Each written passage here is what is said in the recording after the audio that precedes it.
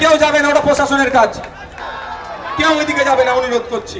যদি ইচ্ছা হয় বাড়ি চলে যেতে পারো, কোনো সমস্যা নেই আমার। ভাঙর আছে ভাঙরেই, ভোট আবহে প্রতিদিনই উত্তেজনা বাড়ছে এই কেন্দ্রে। সেই গাড়ি পিছনে কাজ ভাঙচুর করা হয়, সেই দৃশ্য আপনাদেরকে দেখাচ্ছে। এই ছেলেটা কি আইএসএফ এর ছেলে নয় বলে নওশাদ সিদ্দিকী আলী বলুক? পাগলামি চাগলামি আমি ছুটিয়ে ফেলবো বলে দিলাম। তৃণমূল প্রার্থী শওকত মোল্লা বনাম নওশাদ সিদ্দিকীর লড়াইয়ে এই কেন্দ্র এখন সংবাদ শিরোনামে।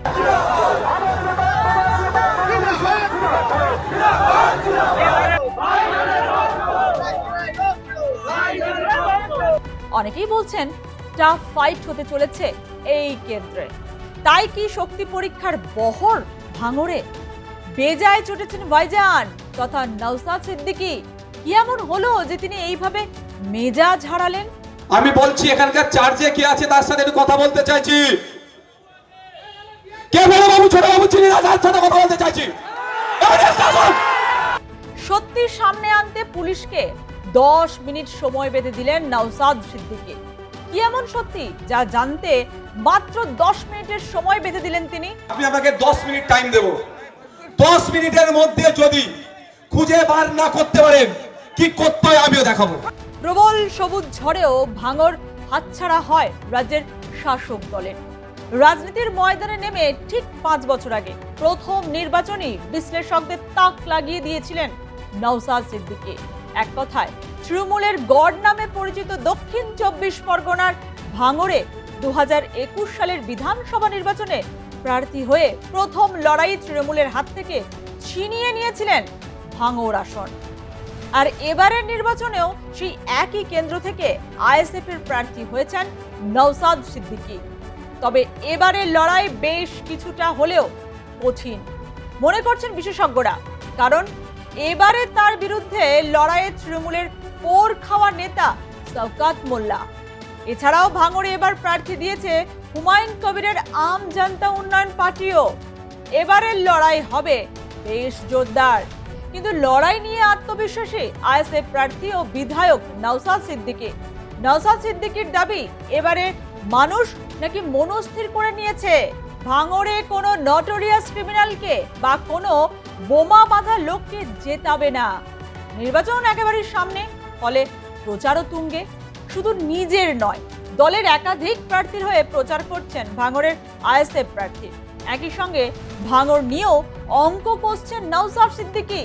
তিনি বলছেন 2021 সালে যারা তাকে ভোট দেননি 2026 সালে তারাই আবার তাকে ভোট দেবেন, কারণ গত 5 বছরে ওয়েটল্যান্ড থেকে হসপিটাল ভাঙড়ে যা উন্নয়ন হয়েছে সব তিনিই করেছেন, তার আমলেই হয়েছে। 2021 সালের বিধানসভা নির্বাচনে 1 লক্ষের বেশি ভোট পেয়েছিলেন নওশাদ সিদ্দিকী। আবার 2024 সালে লোকসভা নির্বাচনে যাদবপুর লোকসভার অন্তর্গত বিধানসভা ভিত্তিক ফলাফলে অনেক বেশি ভোট পেয়েছিল তৃণমূল। তাই এবার আর নয়, ভাঙড় দখলের ডাক দিয়েছেন তৃণমূলের second in command Abhishek Bandyopadhyay. আর ভাঙড় দখল করতে এবার তৃণমূলের ভরসা শওকত মোল্লা। ক্যানিং পূর্বের মতো তথাকথিত সেফ জোন থেকে তাকে সরিয়ে এনে নওশাদ সিদ্দিকীর মুখোমুখি দাঁড় করিয়ে দিয়েছে দল। এবার ভাঙড়ে শওকত বনাম নওশাদ। ভাঙড়ের বিভিন্ন ব্লকে প্রচার জনসভায় কোনো খামতি নেই দুই পক্ষের। দুই দলের কর্মী সমর্থকদেরও মধ্যে উদ্দীপনা চরমে। আর এই আবহের মাঝেই উত্তপ্ত হয়ে পড়ছে ভাঙড়। শওকত মোল্লার পর এবার গাড়ি ভাঙচুর নওশাদ সিদ্দিকীর, আর তাতেই বেজায় ক্ষুব্ধ নওশাদ। দক্ষিণ 24 পরগনার ভাঙড় বিধানসভার 2 নম্বর ব্লকের চরিশ্বর এলাকায় মিটিং করছিলেন নওশাদ সিদ্দিকী। সেই মিটিং শেষ হওয়ার আগেই তার গাড়ি লক্ষ্য করে হামলা চালানো হয় বলে অভিযোগ।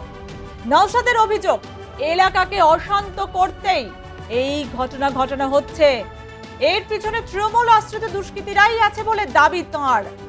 এর আগেও শওকত মোল্লার গাড়িতে ভাঙচুর হয়েছিল, ভাঙচুরের অভিযোগ উঠেছিল।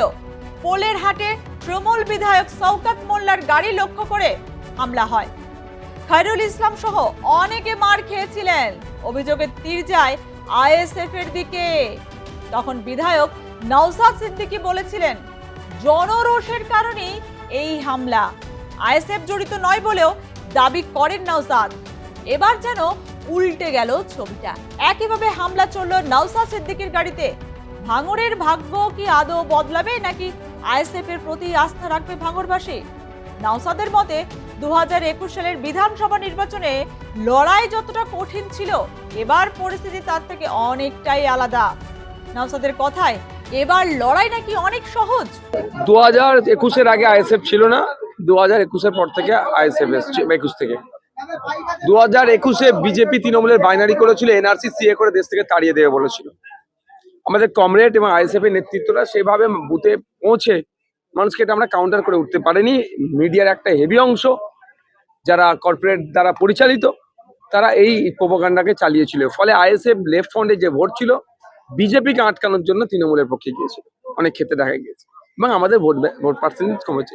2026 এখানে বিদায়ী বিধায়ক বিজেপির তার ভূমিকা, বিজেপিকে যারা ভোট দিয়েছিল তারাও জানে, যারা বিজেপিকে ভোট দেয়নি তারাও জানে। কিছুই তিনি করতে পারেননি।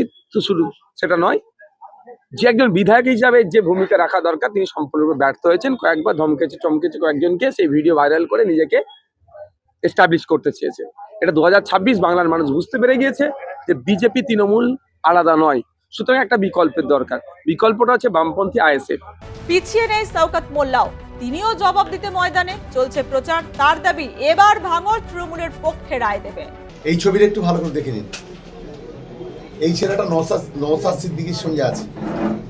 এই ছেলেটা সকালে আইএসএফ এর ঝান্ডা মেরেছে। এই ছেলেটা এই ঘটনা ঘটিয়েছে। তাহলে নিজেরা পরিকল্পিতভাবে গাড়িতে কাছে আঘাত করে তৃণমূল কংগ্রেসকে দড়ি দিচ্ছে, এটা তো অত্যন্ত লজ্জাজনক। আমি তো ছবি দেখি, এটা তো চ্যালেঞ্জ করছি। এই ছেলেটা কি আইএসএফ এর ছেলে নয় বলে নওশাদ সিদ্দিকী তাহলে বলুক যে ছেলেটা আমাদের ছেলে নয়। আমরা বলছি এই ধরনের কাজগুলোকে আমরা ঘৃণা করি। যদি আমাদের কোনো ছেলে করে থাকে, যদি সত্যিকারের তৃণমূল কংগ্রেসের কেউ করে থাকে, নিশ্চিতভাবে আইনত ব্যবস্থা হোক। কিন্তু পরিকল্পনা করে তৃণমূল কংগ্রেসকে ফাঁসাবে, এই নোংরা কাজ অবিলম্বে বন্ধ হওয়া উচিত বলে আমি মনে করি।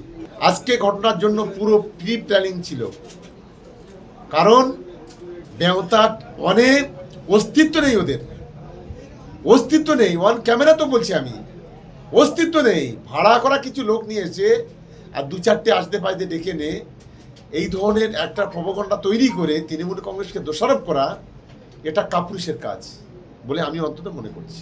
এবার আসে নওশাদ ও শওকত মোল্লার প্লাস পয়েন্ট, যা ভোটের ময়দানে একে অপরের বিরুদ্ধে ফ্যাক্টর হতে পারে।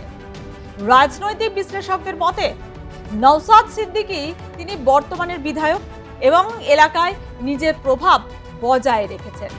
তিনি তৃণমূলের বিরুদ্ধে লড়াইয়ে আত্মবিশ্বাসী এবং এলাকায় তার জনপ্রিয়তাও রয়েছে, এটাই নওশাদ সিদ্দিকীর প্লাস পয়েন্ট। অন্যদিকে শওকত মোল্লার প্লাস পয়েন্ট কি?